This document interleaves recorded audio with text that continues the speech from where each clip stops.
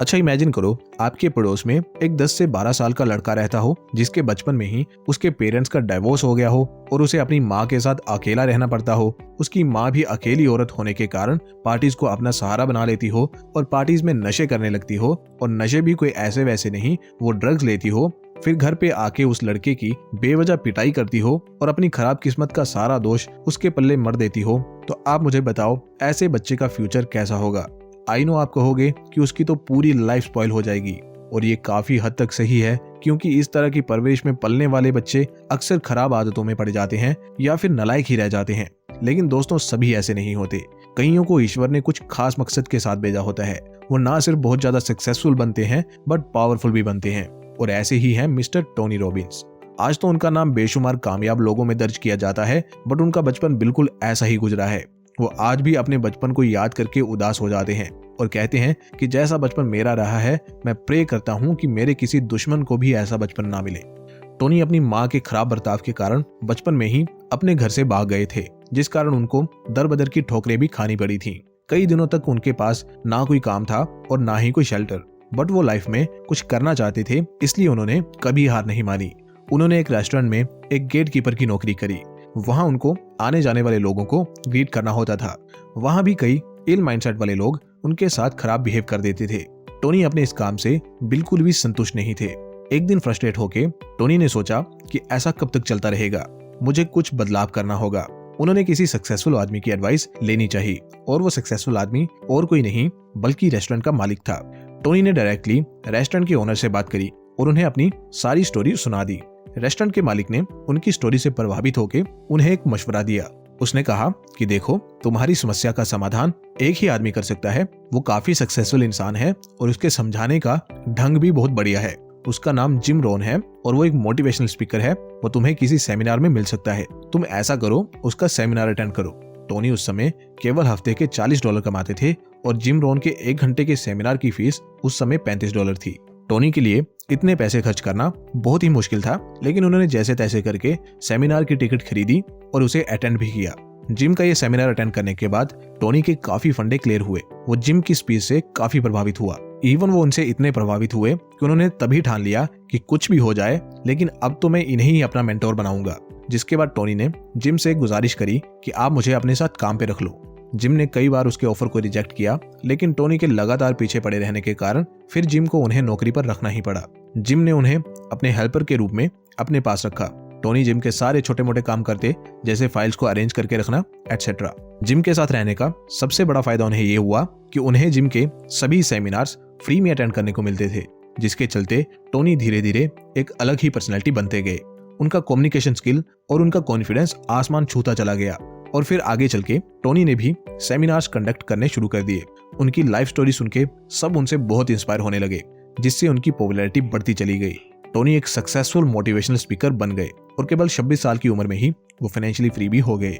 Then उन्होंने अपनी कुछ बुक्स भी पब्लिश करी, जिनमें से उनकी सबसे फेमस बुक है money master the game, the 7 simple steps to financial freedom. Publish होने के 1 साल के अंदर ही इस बुक की 1 मिलियन से ज्यादा कॉपीज बिक गई। इस बुक में टोनी ने अपने लाइफ एक्सपीरियंस, अपनी सारी लर्निंग्स, जिम रोहन के साथ रहकर जो कुछ भी उन्होंने सीखा वो सब तो उन्होंने इसमें शेयर किया ही, बट साथ ही उन्होंने दुनिया के महान फाइनेंशियल एक्सपर्ट्स जैसे कि रे डैलियो और वॉरेन बफेट के साथ पर्सनली बात करके जो कुछ भी सीखा वो भी उन्होंने वर्ड टू वर्ड अपनी money master the game book में उतार दिया।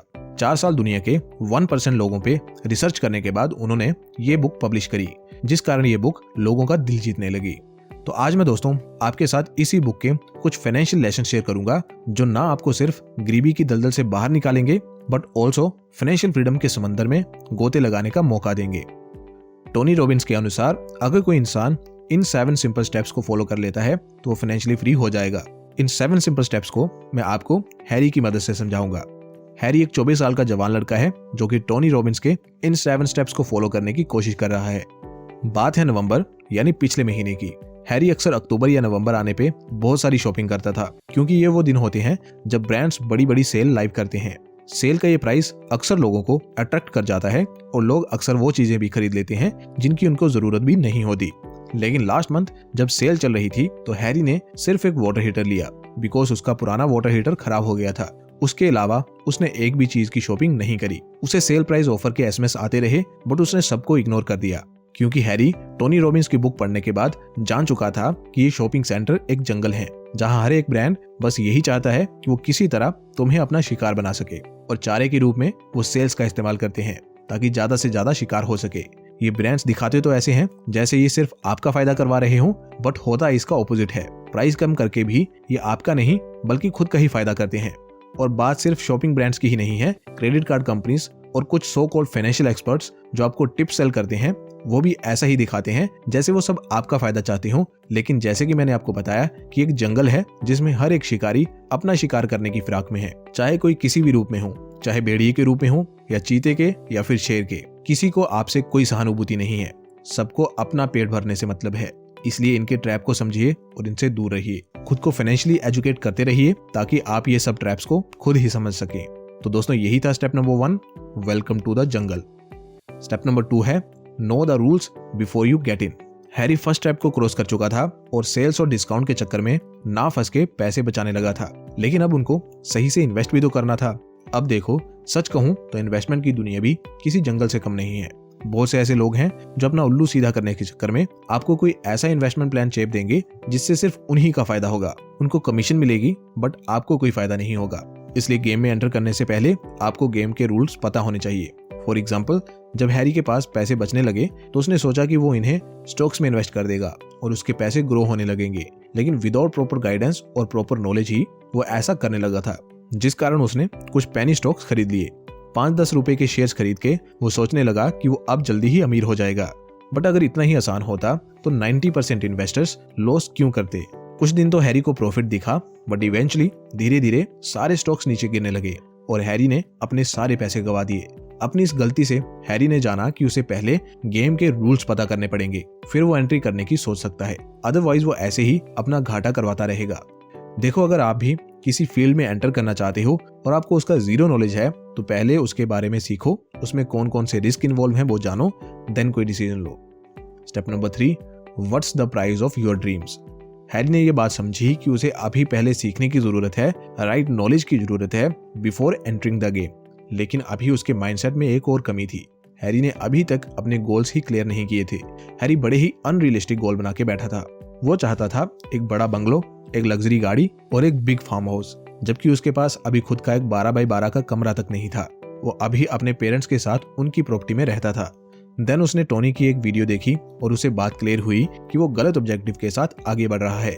टोनी उस वीडियो में बता रहे थे कि अगर आपको एक बड़ा बंगलो चाहिए तो पहले एक छोटे अपार्टमेंट से शुरुआत करो।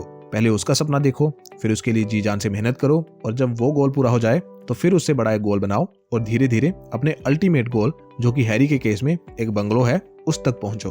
बिकॉज जब आप एक अनरियलिस्टिक गोल बना लोगे तो आप थक जाओगे, लेकिन आप उस तक नहीं पहुंच पाओगे और जल्दी ही गिव अप कर दोगे। इसलिए गोल्स को रियलिस्टिक रखो, अपनी क्षमता से ज्यादा का गोल मत बनाओ।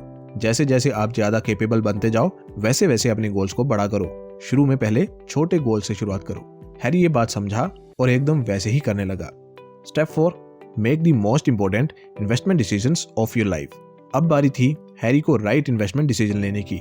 But as we all know कि there are bunch of options जहां हम पैसे इन्वेस्ट कर सकते हैं, तो हैरी को कंफ्यूजन होने लगी कि वो किस में इन्वेस्ट करे। But after listening to Tony वो समझ गया कि उसे डाइवर्सिफाइड पोर्टफोलियो बनाना होगा, जिसमें स्टॉक्स जैसे हाई रिस्क हाई रिवॉर्ड वाले ऑप्शन से लेके बॉन्ड्स जैसे लो रिस्क लो रिवार्ड वाले ऑप्शंस भी उसे शामिल करने होंगे। Step 5, create a life time income plan.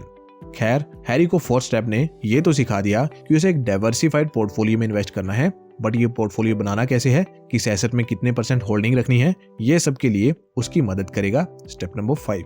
रे डेलियो, जो कि न्यूयॉर्क स्टॉक एक्सचेंज में क्लर्क का काम कर चुके हैं और उन्होंने कई बुल और कई बियर मार्केट देखे हैं, इन्होंने एक इन्वेस्टमेंट स्ट्रेटेजी बनाई जिसको इन्होंने नाम दिया ऑल सीजन स्ट्रेटेजी। ये स्ट्रेटेजी उन लोगों के लिए है जो कम रिस्क लेते हुए लॉन्ग टर्म में अच्छे रिटर्न्स कमाना चाहते हैं। इसमें उन्होंने बताया कि हमें अपनी सेविंग्स का 30% स्टॉक्स में डालना होता है, 15% शॉर्ट टर्म बॉन्ड्स में, 40% लॉन्ग टर्म बॉन्ड्स में, 7.5% कमोडिटीज में और 7.5% गोल्ड में डालना होता है। अब क्योंकि इसमें आप सब तरह के एसेट्स कवर कर लेते हो, ऐसे एसेट्स जिनमें रिस्क ज्यादा है और रिटर्न भी ज्यादा है जैसे कि स्टॉक्स, और जिनमें रिस्क और रिटर्न मीडियम है जैसे कि बॉन्ड्स, और जिनमें रिस्क और रिटर्न्स दोनों कम है, जैसे कि कमोडिटीज और गोल्ड, तो आप हर तरीके से सिक्योर हो जाते हो। साथ ही आपको लॉन्ग टर्म में अच्छे रिटर्न्स भी मिल जाते हैं। हैरी ने इस ऑल सीजन स्ट्रेटजी को फॉलो किया और 12 to 13% के रिटर्न्स वो अब निकाल पाएगा, जिससे वो लॉन्ग टर्म में एक अच्छी वेल्थ के साथ रिटायर हो सकता है। Step number 6, invest like the 0.0001%। Tony ने कई सारे बिलियनियर्स को इंटरव्यू किया हुआ है, जैसे कि वॉरेन बफेट, जॉन बोगल, रे डैलियो और भी कई सारे। हालांकि इन सब की अप्रोच अलग थी, बट टोनी ने देखा कि इन सब में 4 बातें कॉमन थी और इन्हें इनसे ऑब्सेशन था, यानी कुछ भी हो जाए बट ये लोग इन 4 बातों को हमेशा प्राथमिकता देते थे। Number 1, never lose the money, यानी कभी पैसा मत गवाओ। Number 2, risk little to make a lot, यानी थोड़ा पैसा रिस्क पे लगा के ज्यादा अर्न करो। Number 3, anticipate and diversify. And number 4, you are never done. Step number 7, just do it, enjoy it and share it. दोस्तों, हैरी टोनी के पिछले 6 स्टेप्स को फॉलो करके फाइनेंशियली स्टेबल तो बन ही जाएगा। उसके बाद वो बिना काम किए अपनी लाइफ को एंजॉय कर पाएगा। उसके पास टाइम होगा पैसा खर्च करने का, unlike a normal middle class person जो अपना पूरा जीवन दूसरों की शर्तों पर जीता है। बट इस स्टेज पे हैरी को इस बात को भी अपनी जिम्मेवारी ही समझना चाहिए कि वो अपनी कमाई को दूसरों की मदद के लिए भी इस्तेमाल करे। ऐसा करने से हैरी को उनकी ब्लेसिंग्स तो मिलेंगी ही, साथ ही हैरी को एक सुकून भी रहेगा कि वो कुछ अच्छा काम कर रहा है। तो दोस्तों, ये थे वो 7 steps to become financially free, Tony Robbins की book Money master the Game से, जिन्हें हमने हैरी की मदद से जाना। आपको ये वीडियो समरी कैसी लगी कमेंट करके जरूर बताइएगा। एंड ऐसे ही और वीडियोस को देखने के लिए चैनल को भी सब्सक्राइब करिए। मिलते हैं किसी और वीडियो में, तब तक के लिए जय हिंद।